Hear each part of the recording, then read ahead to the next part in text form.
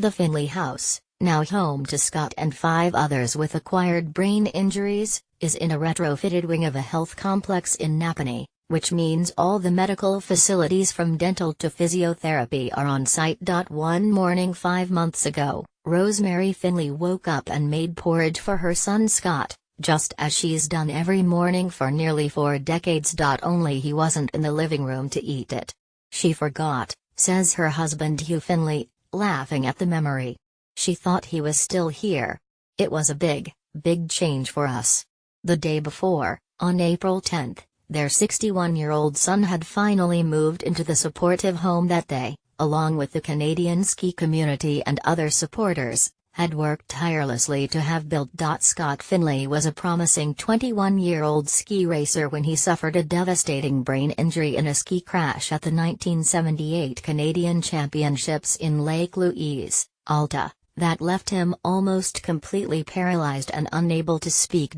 Read more. For most of his life since, Rosemary has cared for him in the living room of their home just outside Napanee, 40 kilometers west of Kingston. He was in the center of the home, and the center of their lives. Someone said he should have a bedroom and we said no thanks. This is great, Hugh Finlay says. He was part of our family all the time. Which is why leaving him for the first time at his new supportive home, known as the Finlay House, was wrenchingly difficult.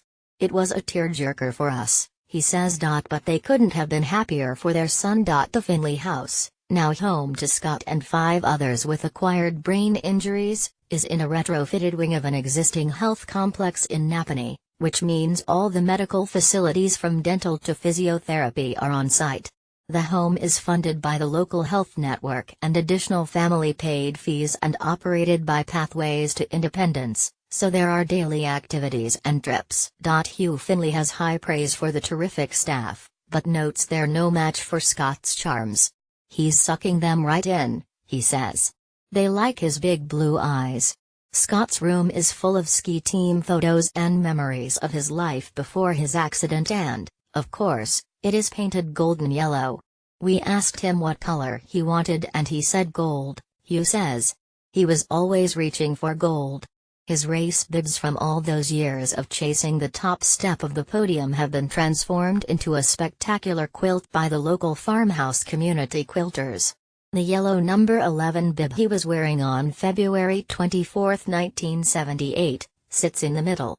That's the day his dream of a ski career, and very nearly his life, ended on a set of bumps known as double trouble. He was skiing hard, looking for a spot on the national team in the crazy Canucks era of Ken Reid and Steve Podborski, and came into that treacherous spot on the hill at 110 km per hour.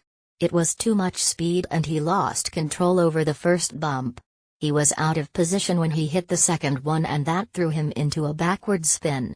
His head snapped back and smashed against the icy slope, knocking him unconscious, and horrified spectators watched as he continued to tumble down the steep hill. Scott Finlay's life was frozen in time that day. He never spoke again.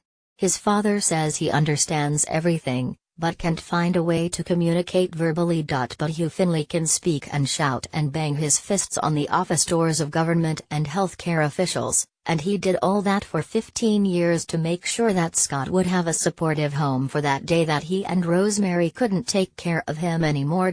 All parents worry about their children's future, but for caregivers of adult children with needs, the thought of what might happen to them after they're gone can be a terrifying thing. When Hugh Finlay started his drive to get a home built for Scott and others in the area with acquired brain injuries, he was told there were 2,400 parents in Ontario in the same predicament they were in. We had over 100 applications for this place. People from Toronto would phone me and say, if we moved to Napanee, do you think we'd get in? Thank God I wasn't the person choosing the people, he says. Through the activities in his new home, Scott Finlay has already been on numerous trips, including Kingston, the Thousand Islands, and to watch drag racing, a real treat given his love of cars. His parents, who are in their mid-80s, have been taking things a little slower. We haven't gone anyplace yet, Hugh Finlay says. We keep thinking about it, but we're homebodies. It's awfully hard after you stay home for that many years not doing too much. It takes a while to figure out what to do. But there is one thing he is clear on doing, and that is thanking all the people in Canada that really helped to make this Napanee-acquired brain injury home a success. At the top of his list are two Toronto Star journalists, the late Randy Starkman and Randa Risling, whose con